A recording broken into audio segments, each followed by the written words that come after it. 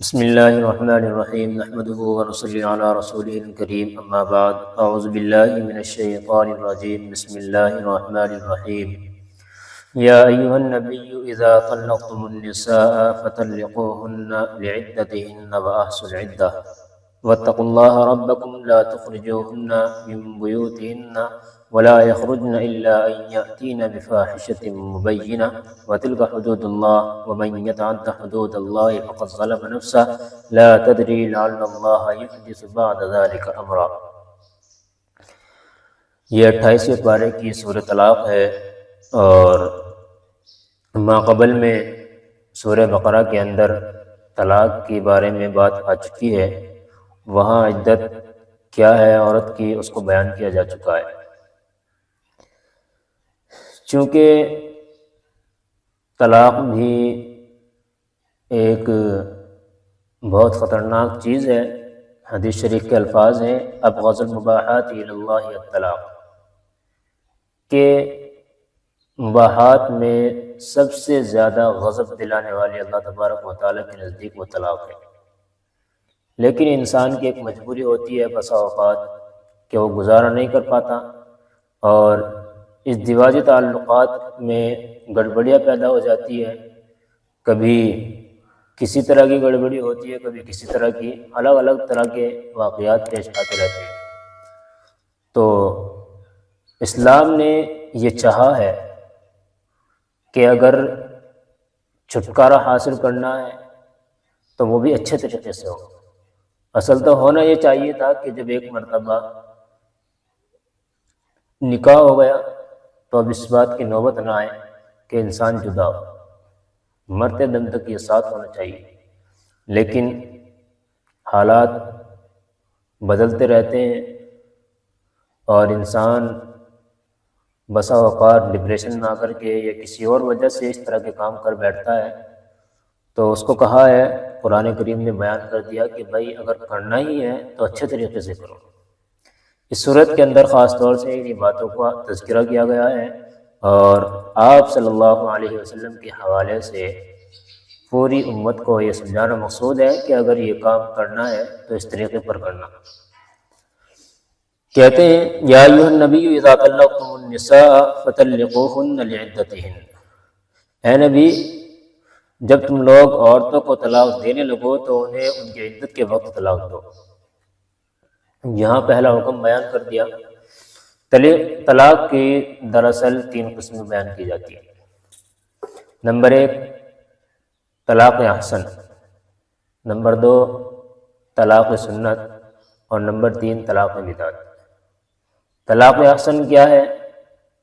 کہ انسان اپنی بیوی کو ایسے طہر میں جس میں اس نے اس سے جماع نہ کیا ہو، اس سے نہ ملانا ہو، اور اس سے ریلیشن قائم نہ کیا ہو، اور وہ پاکی کی حالت میں ہو، تو اس کو ایک طلاق دے اور چھوڑ دے۔ اب یہاں پر ایک حیض گزرے گا، دوسرا حیض گزرے گا، تیسرا حیض گزرے گا۔ جیسے ہی تیسرا حیض گزرے گا یہ عورت یہاں سے کہیں اور نکاح کر سکتی ہے، اس کی عدت ختم ہو جائے گی، کوئی اور طلاق دینے کی یہاں ضرورت نہیں پڑے گی۔ یہ سب سے آسان اور سب سے افضل طریقہ بتایا گیا ہے طلاق دینے کا۔ دوسرا طریقہ جو طلاق سنت ہے وہ یہ ہے کہ ایک طہر میں ایک طلاق دی جائے۔ جب ایک طہر ختم ہو جائے پھر دوسرے طہر میں جو شروع ہو تو دوسرے طہر میں دوسری طلاق، پھر تیسرے طہر میں تیسری طلاق دی جائے۔ تو اس طرح گویا کہ اب وہ مغلظہ ہو گئی ہے، اور اب اس کا نکاح اس سے نہیں ہو سکتا، جبکہ کہیں اور نکاح نہ کر لے اور وہاں سے چھوٹ کر کے عدت گزار کر کے اگر چاہے تو وہ نکاح کر سکتی ہے، اس کی مرضی ہے۔ تیسری قسم ہے طلاق کی طلاق بدعت۔ طلاق بدعت یہ ایک ایسا طلاق ہے جو حیض کی حالت میں دی جائے، یا ایک ہی ساتھ میں 3 طلاق دے دی جائے، ایک لفظ کے ذریعے سے ہو یا ایک مجلس کے اندر ہو، یہ طلاق بدعت کہا جاتا ہے۔ پہلی 2 طلاق کا فائدہ کتنا زبردست ہے، یہ اس کی وجہ یہ ہو سکتی ہے کہ آپ صلی اللہ علیہ وسلم نے جو اس کی تشریح کی ہے اس میں یہ بات سمجھ میں آتی ہے کہ ہاں بھائی یہ انسان اگر طلاق احسن دے گا، ایک طلاق دے گا، ہو سکتا ہے اس کا دماغ ٹھکانے لگ جائے، آپس میں کوئی صلاح مشورہ کا ان کو موقع مل جائے اور وہ اس کی طرف راغب ہو جائے، اپنی زندگی کے بارے میں، اپنے فیوچر کے بارے میں سوچنا شروع کر دے۔ اور جب ایک طلاق دے گا تو اس کو پورا آپشن مل رہا ہے کہ یہ اپنی بیوی سے رجوع کر سکتا ہے۔ یہ بات یاد رہے، طلاق بھی طلاق رجعی ہونی چاہیے۔ اگر طلاق بائن ہوگی تو نکاح کے بغیر کام نہیں چلے گا۔ طلاق رجعی میں بغیر نکاح کے اس سے رجوع کر سکتا ہے۔ اس میں پورے حکم بیان کیے گئے ہیں، وہ زبان کے ذریعے سے ہو یا کوئی ایسی حرکت جو دوائی وتی ہو، گوشت کنار پڑھ لیا یا کوئی اور اس طرح کی بات، تو اس کے ذریعے سے طلاق رجعی سے رجعت ہو جایا کرتی ہے اگر کسی نے طلاق رجعی دے رکھی ہے۔ لیکن اگر طلاق بائن دی ہے تو اب یہاں اس کا ایسی حرکتیں کرنا یہ ناجائز اور حرام ہوگا، بغیر نکاح کے اب یہ چیز اس کے لیے جائز نہیں ہوگی۔ دوسری جو طلاق سنت ہے اس میں بھی انسان کو موقع ملتا ہے، اور طلاق احسن کا فائدہ تو لکھا ہے کہ بہت اچھا ہوتا ہے۔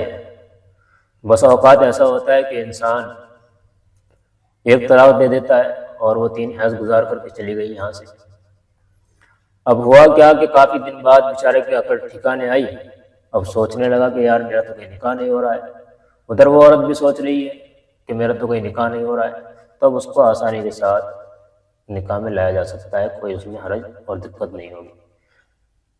اسی طریقے پر یہ طلاق سنت بھی ہے دوسری والی جو قسم میں نے بیان کی کہ بھائی اگر ایک طور میں ایک طلاق دے گا تو اس سے یہ ہو سکتا ہے کہ اگر وہ حیض کی حالت میں طلاق دے رہا ہے، اگرچہ وہ نافذ ہو جائے گی، ہو سکتا ہے وہ گھن اس کو آ رہا ہو اور اس کو پسند نہ ہو، اس کی وجہ سے اس نے طلاق دی ہے۔ اس وجہ سے اس سے منع کیا گیا ہے کہ بھائی طلاق بدعت نہیں دینی چاہیے۔ جب وہ طہر میں طلاق دے گا تو پتہ چل جائے گا ہاں یہ اس سے چھٹکارا حاصل کرنا ہی چاہتا ہے۔ دوسرے طور میں جب دوسری طلاق دے گا پھر اس کو موقع ملے گا 1 مہینے کا سوچنے کا، یا جتنے دن میں عورت کا حیض آ رہا ہے۔ تیسری طلاق پھر دے گا، اس کے بعد وہ وہاں سے چلی جائے گی۔ جانے کا مطلب یہ نہیں کہ وہ گھر سے نکل جائے گی، آگے یہ حکم بیان کیا جا رہا ہے، مطلب یہ ہے کہ وہ نکاح سے نکل جائے گی۔ تیسری طلاق بدعت، اس کے بارے میں بہت آپ صلی اللہ علیہ وسلم نے بیان فرمایا کہ بھائی حیض کی حالت میں طلاق نہ دیا کرو۔ حضرت عمر رضی اللہ تعالیٰ غالباً عبداللہ بن عمر ہیں کہ انہوں نے طلاق دی اور حیض کی حالت میں دے دی، تو اس سے کہا کہ ان کو کہو رجوع کریں، اگرچہ طلاق نافذ ہو گئی ہے لیکن یہ گڑبڑی تھی اس لیے ان سے رجوع کرا دیا تھا۔ بہرحال قرآن کریم کے یہ مختصر سے جو احکام بیان کیے ہیں یہاں پر وہ میں نے آپ کے سامنے رکھ دیے ہیں۔ فرمایا ہے یا ایھا النبی اذا طلقتم النساء، اے نبی جب تم لوگ عورتوں کو طلاق دینے لگو تو انہیں ان کی عدت کے وقت طلاق دو، یعنی جب وہ شمار کر سکیں، اور کہا ہے واحصل العدہ، اور عدت کو اچھی طرح شمار بھی کرو۔ عورتیں گڑبڑیاں کر دیتی ہیں، پتہ نہیں چلتا کب سے کب تک ہماری عدت ہونی تھی، کہاں سے کہاں پہنچ رہی ہے، کتنے دن کی عدت کرنی ہے، کچھ پتہ نہیں چل رہا ہے، تو کہا ہے واحصل العدہ، اور عدت کو شمار کرو، واتقوا اللہ ربکم، اور اللہ سے ڈرو جو تمہارا پروردگار ہے۔ اب یہاں پر طلاق کے بعد مرحلہ آتا ہے عدت گزارنے کا۔ اب وہ عدت گزارے گی کہاں، یہ بھی بہت اہم مسئلہ ہے، اسی گھر کے اندر گزارے گی یا کہیں اور گزارے گی، اس کو قرآن کریم نے یہاں بیان کیا ہے۔ لا تخرجوهن من بيوتهن ولا يخرجن الا ان ياتين بفاحشة مبينة، اللہ تعالیٰ نے مردوں کو حکم دیا ہے کہ تم ان کو ان کے گھروں سے مت نکالو۔ من بیوتہن یعنی وہ بھی انہی کے گھر ہے، کیونکہ وہ اپنے شوہر کے گھر ہے، بھی اس کا گھر بھی کہا جائے گا اس کو، تو ان کے گھروں سے مت نکالو۔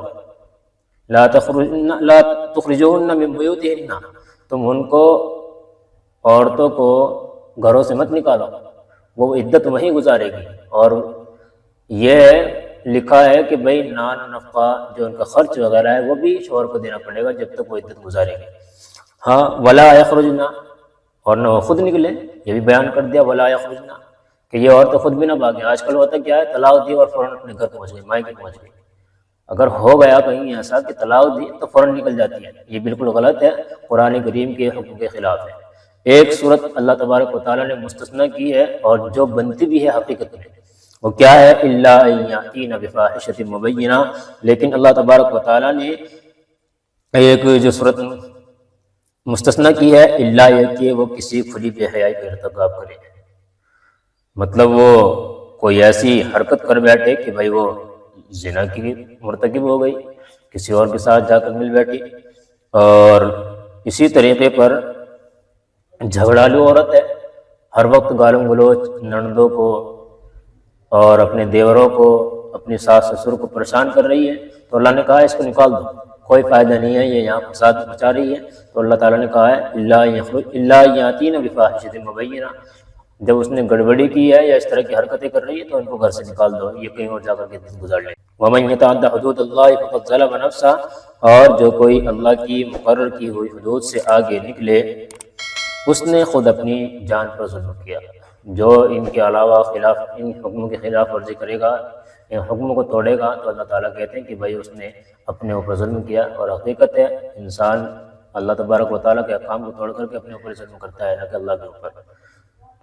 تو آگے کہا ہے لا تدری لعل اللہ یحدث بعد ذلک امرا، تم نہیں جانتے شاید اللہ اس کے بعد کوئی نئی بات پیدا کر لے۔ یعنی کہ اللہ تبارک و تعالیٰ یہ اس طرف اشارہ فرما رہے ہیں کہ بعض اوقات باہمی جھگڑے کی وجہ سے لوگ طلاق دے ڈالتے ہیں، لیکن بعد میں اللہ تعالیٰ دونوں کے درمیان صلح صفائی کرا دیتے ہیں، تو گویا کہ بہت اچھی چیز ہو جاتی ہے۔ ایسی صورت میں نکاح کا رشتہ دوبارہ قائم ہو سکتا ہے، لیکن یہ اسی وقت ممکن ہوگا جب طلاق رجعی ہوگی، جیسا کہ میں نے ابھی بتایا ہے۔ آگے بتا رہے ہیں کہ بھائی اب کیا کرنا ہے جب عدت گزر جائے گی، اب کیسے اس کو گھر سے رخصت کرنا ہے، کیسے اس کو رخصت نہیں کرنا ہے۔ اس میں بہت افراط اور تفریط ہوتی ہے آج کل، تو اس کو بھی یہاں بیان کیا گیا ہے۔ فَإِذَا بَلَغْنَا أَجَلَهُنَّ فَأَمْسِكُوهُنَّ بِمَعْرُوفٍ أَوْ فَارِقُوهُنَّ بِمَعْرُوفٍ، پھر جب وہ عورتیں اپنی عدت کی میعاد کو پہنچنے لگیں، یعنی 3 حیض انہوں نے گھر کے اندر گزار لیے، تو تم یا تو انہیں بھلے طریقے پر اپنے نکاح میں روک رکھو یا پھر بھلے طریقے سے ان کو الگ کر دو۔ یہ دونوں حکم گویا کہ اللہ تعالیٰ نے بیان کر دیے، یعنی اس صورت کا تذکرہ ہو رہا ہے جب شوہر نے طلاق رجعی دی ہو، یہ بھی اسی صورت کا ہے۔ اس صورت میں جب عدت پوری ہونے سے پہلے شوہر کو فیصلہ کرنا ضروری ہے کہ آیا وہ طلاق سے رجوع کر کے بیوی سے ازدواجی تعلق بحال کرنا چاہتا ہے یا پھر علیحدگی کرے گا۔ دونوں صورتوں میں اسے یہ تاکید کی گئی ہے کہ وہ جو کام بھی کرے اچھے طریقے سے کرے۔ دونوں صورتوں میں اس کو بتایا گیا ہے فَأَمْسِكُوهُنَّ بِمَعْرُوفٍ أَوْ فَارِقُوهُنَّ بِمَعْرُوفٍ، اس کا مطلب ہے اگر نکاح کا رشتہ باقی رکھنا ہے تو طلاق سے رجوع کر لے اور آئندہ بیوی کے ساتھ اچھا سلوک کرے، اور اگر علیحدگی چاہتا ہے تب بھی شریفانہ انداز میں اس کو کچھ دے دعا کر کے اس کو رخصت کر دے۔ وَأَشْهِدُوا ذَوَيْ عَدْلٍ مِنْكُمْ وَأَقِیمُوا الشَّهَادَةَ لِلَّهِ، آگے اللہ تبارک و تعالیٰ بیان کرتے ہیں اور اپنے میں سے 2 ایسے آدمیوں کو گواہ بنا لو جو عدل والے ہوں۔ کیا فائدہ ہوگا؟ وَأَقِیمُوا الشَّهَادَةَ لِلَّهِ، اور اللہ کی خاطر سیدھی سیدھی گواہی دو۔ ذَلِكُمْ يُوعَظُ بِهِ مَنْ كَانَ يُؤْمِنُ بِاللَّهِ وَالْيَوْمِ الْآخِرِ وَمَنْ يَتَّقِ اللَّهَ يَجْعَلْ لَهُ مَخْرَجًا، اور لوگوں یہ وہ بات ہے جس کی نصیحت اس شخص کو کی جا رہی ہے جو اللہ پر اور یوم آخرت پر ایمان رکھتا ہو، اور جو کوئی اللہ سے ڈرے گا اللہ اس کے لیے مشکل سے نکلنے کا کوئی نہ کوئی راستہ پیدا کر دے گا۔ گویا کہ اللہ تبارک و تعالیٰ نے یہاں رجعت کے بارے میں کہا ہے کہ بھائی بہتر ہے، کوئی ضروری یا واجب نہیں ہے، آپ کسی کو گواہ بنا لیں، کہیں ایسا نہ ہو کہ آگے چل کر کے کوئی گڑبڑی ہو، یا ریٹن فارم میں لے لیا جائے، اس کو لکھ لیا جائے کہ ہاں میں اس سے رجعت کر چکا ہوں، اس کے سائن کرا لیں، تو یہ آگے چل کر کے آپ کے کام آ سکتا ہے، کوئی ضروری یا واجب نہیں ہے۔ اسی طریقے پر گواہوں کے بارے میں کہ بھئی اگر ہو سکے تو گواہ بنا لو اور کہہ دو کہ بھئی آپ گواہ رہنا اس بات پر کہ میں نے اپنی بیوی سے رجوع کر لیا ہے، تو یہ اچھی بات ہے اگر ایسا کر لیں۔ اللہ تعالیٰ نے آگے کیا دیا کہ بھئی یہ جو نصیحت کی جا رہی ہے یہ ان لوگوں کو نصیحت کی جا رہی ہے جو اللہ پر ایمان رکھتے ہیں اور آخرت کے دن پر ایمان رکھتے ہیں، دوسروں کی تو بات ہی نہیں ہے۔ یہ تو قرآن کریم انہیں لوگوں کو سمجھاتا ہے جو قرآن کریم سے فائدہ حاصل کرنا چاہتے ہیں۔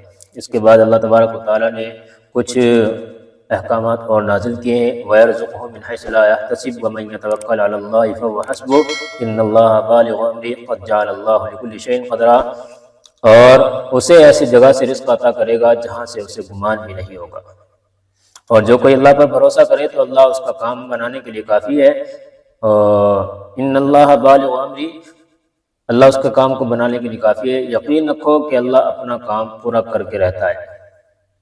قد جعل اللہ لکل شیء قدرا، اللہ نے ہر چیز کا ایک اندازہ مقرر کر رکھا ہے۔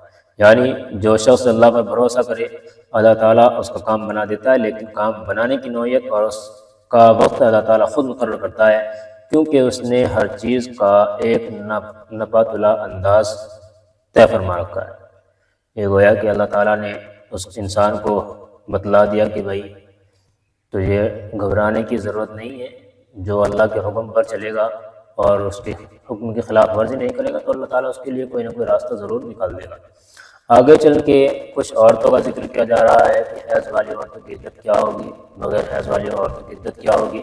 اس میں بھی بہت ساری مشکلات عورتوں کے سامنے آ جایا کرتی ہیں اور الجھ جایا کرتی ہیں، تو اس کے بارے میں قرآن کریم نے بیان کیا ہے، وَاللَّائِي يَئِسْنَ مِنَ الْمَحِيضِ مِن نِّسَائِكُمْ إِنِ ارْتَبْتُمْ فَعِدَّتُهُنَّ ثَلَاثَةُ أَشْهُرٍ وَاللَّائِي لَمْ يَحِضْنَ وَأُولَاتُ الْأَحْمَالِ أَجَلُهُنَّ أَن يَضَعْنَ حَمْلَهُنَّ وَمَن يَتَّقِ اللَّهَ يَجْعَل لَّهُ مِنْ أَمْرِهِ يُسْرًا۔ سورہ بقرہ میں بھی یہ بات آ چکی ہے کہ طلاق یافتہ عورتوں کی عدت 3 ماہواری ہے، اور اس پر بعض حضرات نے سوال کیا ہے کہ بھائی جن عورتوں کی ماہواری بڑی عمر میں پہنچنے پر بند ہو جاتی ہے ان کا کیا ہوگا؟ پیچھے تو بیان کر دے کہ 3 ماہواری ہے جن کو آتا ہی نہیں ہے، تو یہاں اس کا جواب دیا گیا ہے۔ اللہ تعالیٰ کہتے ہیں وَاللَّائِي يَئِسْنَ مِنَ الْمَحِيضِ مِن نِّسَائِكُمْ إِنِ ارْتَبْتُمْ، اور تمہاری عورتوں میں سے جو ماہواری آنے سے مایوس ہو چکی ہو، سن نیاز کو پہنچ چکی ہو، ان کی عمر زیادہ ہو چکی ہے، غالباً 55 سال 70 سال، بعض عورتوں کو یہاں آ کر کے اس عمر تک پہنچ کر کے حیض آنا بند ہو جایا کرتا ہے، وہ خون نہیں آیا کرتا، ماہواری بند ہو جایا کرتی ہے۔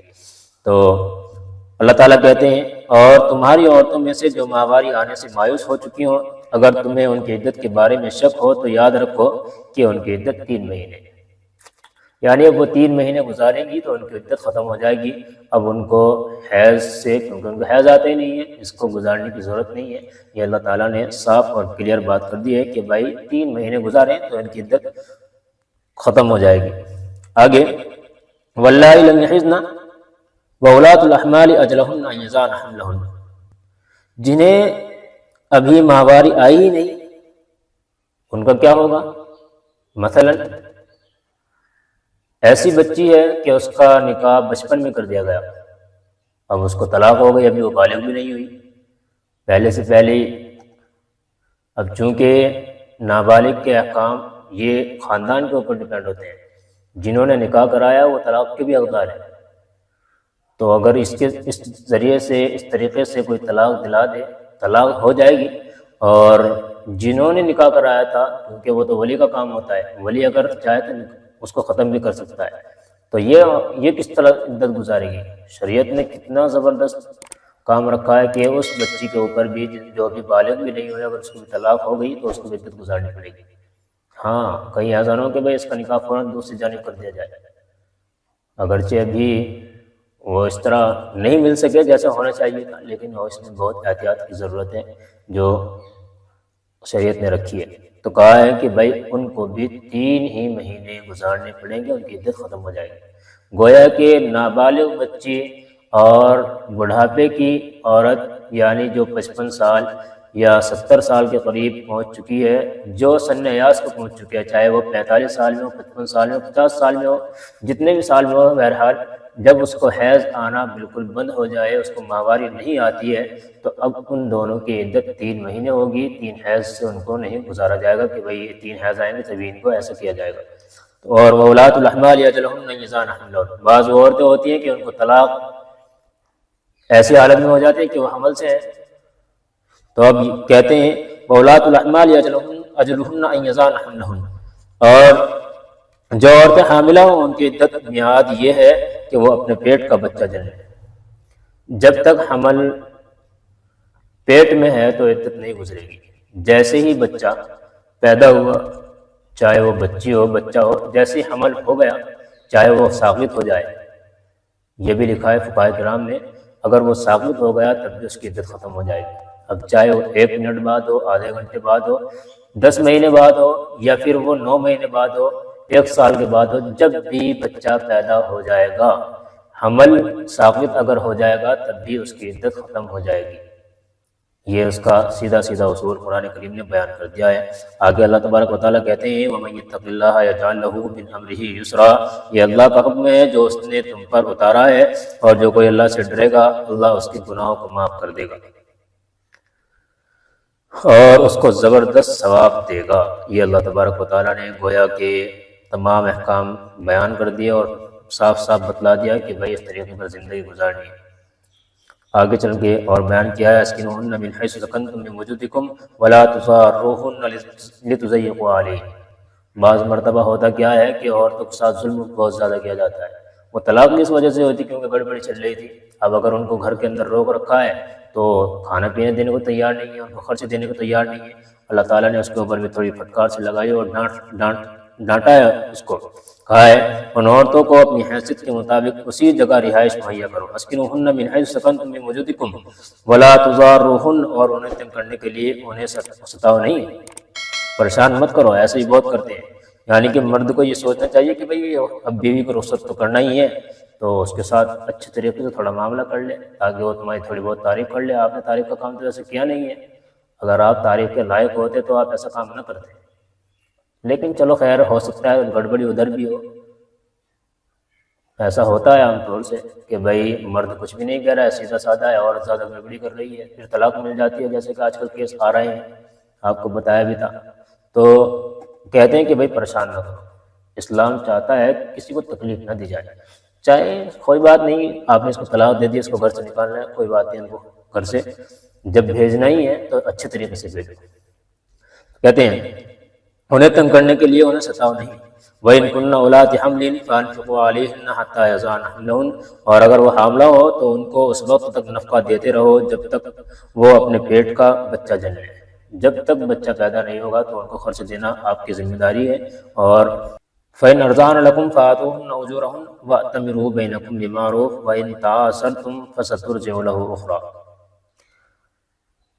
پھر اگر وہ تمہارے لیے بچے کو دودھ پلائے تو انہیں ان کی اجرت ادا کرو۔ بھائی ایک عورت ہے، عدت گزار رہی ہے، اب یہاں پر مسئلہ آتا ہے دودھ پلانے کا۔ عدت تو اس کی ختم ہو چکی ہے لیکن یہ بچہ یہ تو ضائع ہو جائے گا ایسے۔ اب آپ اگر اس عورت سے دودھ پلوانا چاہتے ہیں جس نے اس کو جنم دیا ہے، جس نے اس کو جنا ہے، تو آپ کو اب دودھ پلانے کی اجرت دینی پڑے گی۔ اور اگر آپ نہیں چاہتے، آپ کسی اور عورت سے پلواتے ہیں، اس کا بھی آپ کو حق دے رکھا ہے۔ لیکن یہ بات ذہن میں رکھیں کہ جس عورت نے اس کو جنا ہے اس کے اندر جو محبت اس بچے کے لیے ہوگی وہ دوسری عورت کے اندر نہیں ہو سکتی۔ آپ کو بھی سوچنا چاہیے اس بچے کے بارے میں کہ بھائی یہ بچہ کیا ہوگا، دوسرے کے پاس چلا گیا، اس کا پتہ نہیں اس کی تربیت کیسی ہوگی، کیا اس کو پلایا جائے گا، کیسے اس کو دودھ پلایا جائے گا۔ تو اس کو قرآن کریم نے بیان کر دیا کہ بھائی جب وہ تمہارے لیے پلا رہی ہے، کیونکہ یہ تو شوہر کا حق ہے کہ اپنے بچوں کو نفقہ دے، تو اب اس عورت کو کیونکہ اس کو تو طلاق ہو چکی ہے، یہ تو اب ایک نامحرم کی طرح ہو چکی ہے، یہ بھی غیر ہو چکی ہے، گویا کہ یہ بچہ تو آپ کا ہے۔ تو کہا ہے کہ بھائی آپ اس کے حقدار ہیں اور آپ کو اس کا نفقہ دینا پڑے گا۔ پھر کیا ہوتا ہے فَإِنْ أَرْضَعْنَ لَكُمْ فَآتُوهُنَّ أُجُورَهُنَّ، تو آپ کو اس کی اجرت دینی پڑے گی، اس کی تنخواہ دینی پڑے گی جتنی دودھ پلانے کی اجرت ہوتی ہے۔ وَأَتَمِرُوا بَيْنَكُمْ بِمَعْرُوفٍ، اور کہہ دیا آپس میں بڑے طریقے سے بات طے کر لیا کرو۔ کوئی زور نہیں دیا گیا کہ بھائی اتنا ہی دینا ہے، جتنا آپ کے اندر ہمت ہے دونوں آپس میں ایک دوسرے سے بات چیت کریں، ٹھیک ٹھاک کر کے معلوم کریں کہ بتاؤ کیا کرنا چاہیے، بچہ تمہارا بھی ہے میرا بھی، اس طرح کی باتیں کر کے گویا کہ اگر وہ بغیر کسی اجرت کی بھی راضی ہو جائے تو فبیا، اور اگر راضی نہ ہو تو اتنا لوڈ آپ کے اوپر نہ ڈالے کہ بھائی آپ کی تنخواہ ساری اس میں چلی جائے، اور آپ بھی اتنا کم نہ کریں کہ جو دوسری عورت کو آپ دیتے اس سے بھی آپ ختم کر دیں، تو اس سے بھی منع کیا گیا ہے۔ اور کہتے ہیں وَإِن تَعَاسَرْتُمْ، اور اگر تم ایک دوسرے کے لیے مشکل پیدا کرو گے تو اس سے کوئی اور عورت دودھ پلائے گی، پھر دوسری کی طرف لے جانا پڑے گا اور وہاں آپ کو مشکلات کا سامنا اور زیادہ کرنا پڑ سکتا ہے۔ لِيُنْفِقْ ذُو سَعَةٍ مِّن سَعَتِهِ وَمَنْ قُدِرَ عَلَيْهِ رِزْقُهُ فَلْيُنْفِقْ مِمَّا آتَاهُ اللَّهُ لَا يُكَلِّفُ اللَّهُ نَفْسًا إِلَّا مَا آتَاهَا سَيَجْعَلُ اللَّهُ بَعْدَ عُسْرٍ يُسْرًا۔ ہر وسعت رکھنے والا اپنی وسعت کے مطابق نفقہ دے، اور جس شخص کے لیے اس کا رزق تنگ کر دیا گیا ہو تو جو کچھ اللہ نے اسے دیا ہے وہ اسی میں سے نفقہ دے۔ یعنی کہ بھائی خرچ جو دینا ہے اس کو وہ اپنی وسعت کے مطابق دینا ہے. اگر مالدار ہے تو مالدار کے حساب سے. اب مالداری شوہر کی جانب کی دیکھی جائے گی نہ کہ عورت کی جانب کی. بعض مرتبہ ہوتا ہے کہ مالدار گھرانے کی عورت ہوتی ہے تو وہ اپنے حساب سے خرچ مانگتی ہے. نہیں بھائی یہاں ایسا نہیں چلے گا، بلکہ یہاں شوہر کا اعتبار کیا جائے گا. لوڈ اس کے اوپر کتنا پڑ رہا ہے، کتنا بوجھ اس کے اوپر پڑ رہا ہے، اس کے اعتبار سے کام کیا جائے گا. اللہ تعالیٰ کہتے ہیں وَمَنْ قُدِرَ عَلَيْهِ رِزْقُهُ فَلْيُنْفِقْ مِمَّا آتَاهُ اللَّهُ. جس کا رزق تنگ ہو، غریب ہو تھوڑا بیچارہ، بہرحال اول تو آج اتنا کوئی غریب ہے نہیں، لیکن پھر بھی کہہ دیا ہے اگر کوئی ہے فَلْيُنْفِقْ مِمَّا آتَاهُ اللَّهُ تو اس میں سے خرچ کر دے جو اللہ نے اس کو دے رکھا ہے، یعنی تھوڑا بہت ہی دیتا رہا کرے. لا يكلف الله نفسا الا ما آتاها. اللہ نے کسی کو جتنا دیا ہے اس پر اس سے زیادہ کا بوجھ نہیں ڈالتا. یہ اللہ نے اصول پہلے بیان کر رکھا ہے. لا يكلف الله نفسا الا وسعها سيجعل الله بعد عسر يسرا. کوئی مشکل ہو تو اللہ اس کے بعد کوئی آسانی بھی پیدا کر دے گا. تمام باتیں گویا کہ یہ وہی ہیں جو انسان کی اپنی زندگی کے اندر پیش آنے والی ہیں. اللہ تعالیٰ ہمیں سمجھ کے عمل کی توفیق نصیب فرمائے اور ہمیں سنت کے مطابق اللہ تبارک و تعالیٰ کے احکام کے مطابق زندگی گزارنے والا بنائے. وآخر دعوانا الحمد للہ رب العالمین.